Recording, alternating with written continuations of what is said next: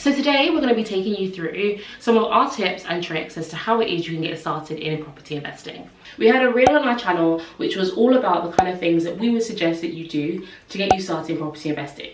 So keep on watching. We're going to be taking you through all of our tips that are either no money at all or incredibly low cost. So number one, podcasts. Podcasts are a fantastic way for you to increase your knowledge about property investing. There are a number of different podcasts out there, and if you simply type in property on either Spotify or on Apple Podcasts, wherever it is that you get your podcast, you'll get a number of podcasts, a number of different options for you to be able to increase your knowledge about property investing. Number two, books. Books are a fantastic way for you to increase your knowledge about property investing and actually start on your property investment journey. You can either use the hard copies or actually audiobooks, and I personally use Audible. I really like listening to audiobooks on the way into work for the commute, at the gym, while I'm getting ready, and it's a really fantastic way for you to be able to pick up on the knowledge you may need to have for property investing. So I would suggest Rob Dick's. A lot of his books are fantastic, in particular for beginners, and Rich Dad Poor Dad, which is the classic and a fave.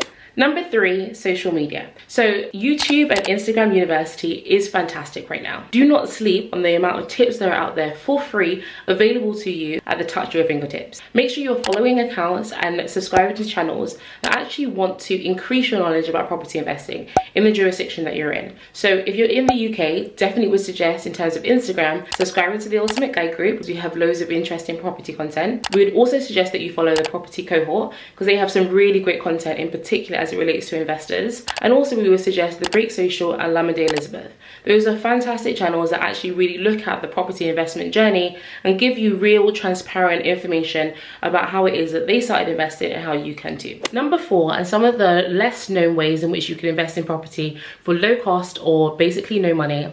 Actually, you have to have some money for this, but also a fantastic option either through REITs or crowdfunding. So REITs are real estate investment trusts, and they're essentially companies that are incorporated to invest and manage and develop property. Because it is a company that is set up to invest in property, you can buy a share in that company, and that is available on a number of different investment platforms like Hargreaves Lansdown, Vanguard, Trading 212, and you're able to invest in those companies through those investment platforms, which then means that you need less money and less capital in order to be able to invest. And then also in the same kind of bracket is crowdfunding. It is very similar to GoFundMe accounts. You can go on a number of different websites and use crowdfunding to be able to invest in property.